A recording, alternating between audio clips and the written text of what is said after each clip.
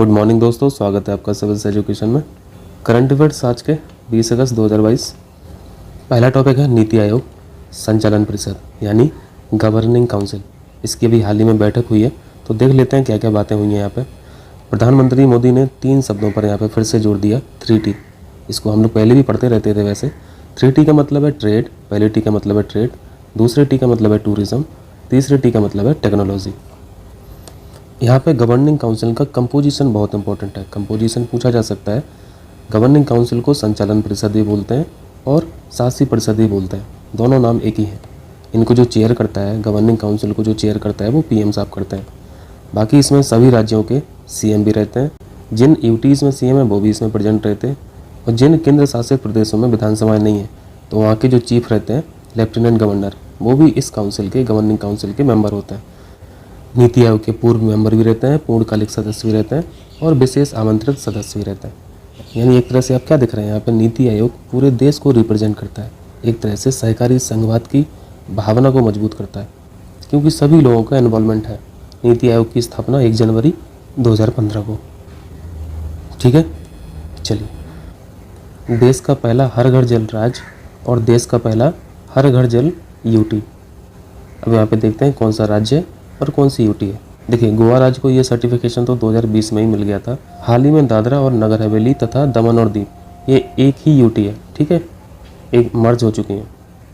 अभी हाल ही में इस UT को हर घर जल प्रमाणित देश का पहला UT घोषित किया गया।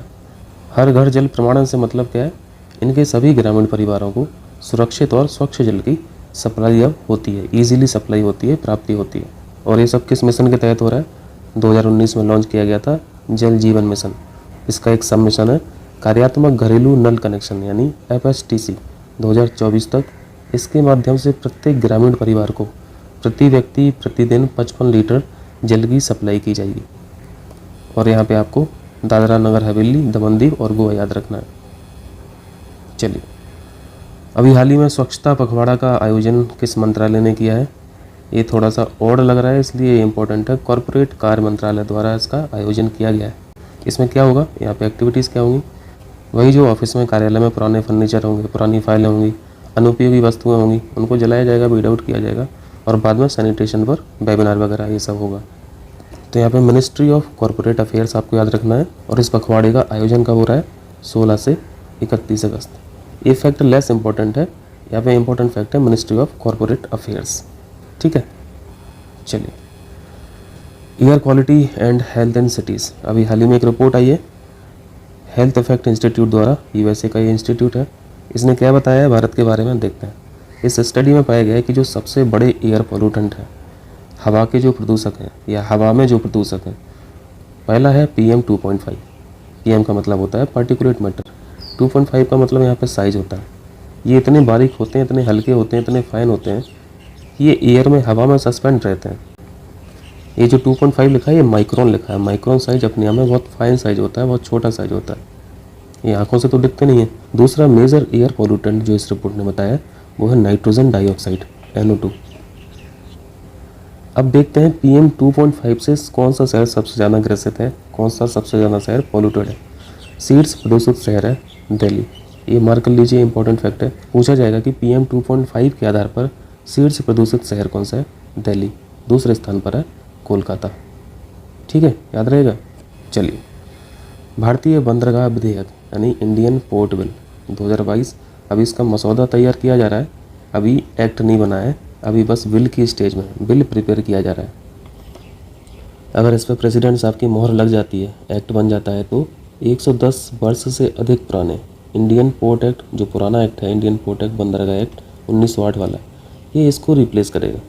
बाकी बंदरगाह के बारे में देखते हैं क्या स्थिति रहती है, यूनियन की क्या स्थिति रहती है, स्टेट्स की। जो प्रमुख बंदरगाह हैं, बड़े बंदरगाह हैं, वो यूनियन लिस्ट में हैं। ठीक है, सेंट्रल गवर्नमेंट के कंट्रोल में रहते हैं। और छोटे बंदरगाह हैं वो स्टेट लिस्ट के सब्जेक्ट हैं, स्टेट गवर्नमेंट का कंट्रोल रहता है, स्वामित्व रहता है। ठीक, तो मैचिंग में आ सकता है, ध्यान रखना। कल हम लोगों ने महानदी के बारे में पढ़ा था। IMD ने घोषणा की थी, भविष्यवाणी की थी, बाढ़ की स्थिति बताई थी। वही स्थिति यहाँ पर भी उन्होंने बताया है गोदावरी नदी के बारे में। इंडियन मेट्रोलॉजिकल डिपार्टमेंट, यहाँ पे फिर से हम लोगों को मौका मिला है गोदावरी के बारे में पढ़ने के लिए। पढ़ लेते हैं इसको, वैसे हम लोग जानते हैं ज़्यादातर फैक्ट। सबसे बड़ी प्रायद्वीपीय नदी है। ठीक है। दक्षिण गंगा इसे बोलते हैं, ठीक है। इसका जो सोर्स है वो त्र्यंबकेश्वर, नासिक, महाराष्ट्र में है। 1665 किलोमीटर इसकी लेंथ है। ये सब हम लोग पढ़ते रहते हैं। यहाँ पे इंपॉर्टेंट फैक्ट है इसकी ट्रिब्यूटरीज, सहायक नदियाँ, जो अक्सर पूछी जाती हैं। और इसका ड्रेनेज सिस्टम देखिए आप, कितना बृहद इनका ड्रेनेज सिस्टम है गोदावरी का। महाराष्ट्र, तेलंगाना, आंध्र प्रदेश, छत्तीसगढ़, उड़ीसा भी है, मध्य प्रदेश भी है, कर्नाटक, पुडुचेरी। अपवाद क्षेत्र का मतलब है कि इस नदी की जहाँ तक ट्रिब्यूटरी जा रही हैं, जहाँ तक डिस्ट्रीब्यूटरीज जा रही हैं, जहाँ तक कोई एक्सटेंशन है, वो अपवाद क्षेत्र है। मान लीजिए कोई एक मुख्य नदी है, गोदावरी है, कोई नदी इससे आके मिल गई, यानी ये क्या हुई, ये इसकी ट्रिब्यूटरी हो गई, तो ये भी इसके अपवाद क्षेत्र में काउंट हो जाएगी। मान लो एक नदी ऐसी है जो इससे बन रही है, मुख्य नदी से, इसी से निकल रही है, इसका मतलब ये क्या है, ये डिस्ट्रीब्यूटरी है, तो ये नदी भी इसके अपवाद क्षेत्र में काउंट हो जाएगी। ठीक है। इनकी जो सहायक नदियाँ हैं, प्रवरा, पूर्णा, मंजरा, पेनगंगा, बेनगंगा, बड़दा, प्राणहिता, ये सब कुछ पूछा गया एग्जाम में। इंद्रावती, सबरी, सारी इंपॉर्टेंट है। इस नदी पर कुछ इंपॉर्टेंट डैम्स बने हुए हैं, उन्हें देख लीजिए। पोलावरम सिंचाई प्रोजेक्ट, इसको हम लोग पढ़ते रहते हैं, ध्यान रखें, गोदावरी नदी पर है। कालेश्वरम प्रोजेक्ट, गोदावरी। इंचमपल्ली, गोदावरी। ठीक है। चलिए नेक्स्ट देखिए,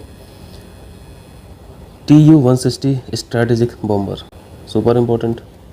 आप बॉम्बिंग में दो तरीके के शब्द पढ़ेंगे, स्ट्रैटेजिक पढ़ेंगे, टैक्टिकल बॉम्बर पढ़ेंगे। टैक्टिकल बॉम्बर ये अवेलेबल है हमारे पास, लेकिन स्ट्रैटेजिक बॉम्बर नहीं है। ये होते क्या है, ये दुश्मन देश जाकर बमबारी करके तुरंत वापस आने में सक्षम होते हैं। जब भी जरूरत पड़े रस्सी खोल दो, पालतू कुत्ते की तरह दुश्मन क्षेत्र में जाएगा, इंटेंस बॉम्बिंग करके वापस आ जाएगा। और इस बॉम्बर को आपने पिछले साल पढ़ा होगा, जब चीन ने भारतीय सीमा पर स्ट्रैटेजिक बॉम्बर तैनात किया था। ये पिछले साल की बात है, बट अब हमारे पास होगा TU-160, दुनिया का सबसे घातक स्ट्रैटेजिक बॉम्बर। भारत तैयारी कर रहा है इसको खरीदने की रसिया से, रशियन मेड है।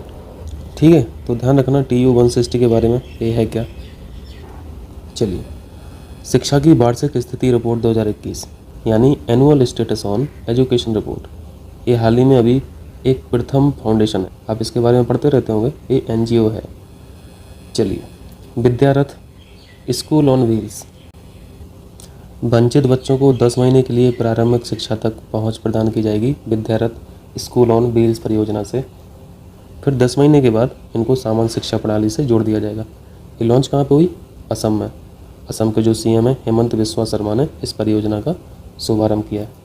ठीक है, तो ध्यान रखना, असम की ये स्कीम है, विद्यारथ स्कूल्स ऑन व्हील्स। चलिए, शॉर्ट टर्म एग्रीकल्चरल लोन, ब्याज दर को मंजूरी मिल गई है।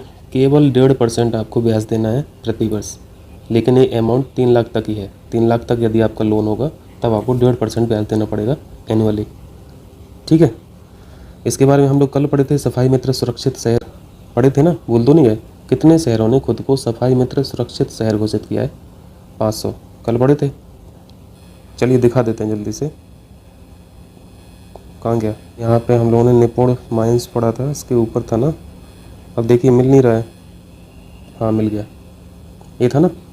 देखिए, सफाई मित्र सुरक्षित शहर, 500 शहरों ने खुद को घोषित किया था। तो ये सब ध्यान रखा करो, क्वेश्चन यही आ जाएगा तब। ठीक है भैया, चलिए तो फिर ये आज के करंट अफेयर्स थे, मिलते हैं अगले वीडियो में। बहुत बहुत शुक्रिया आप लोगों का।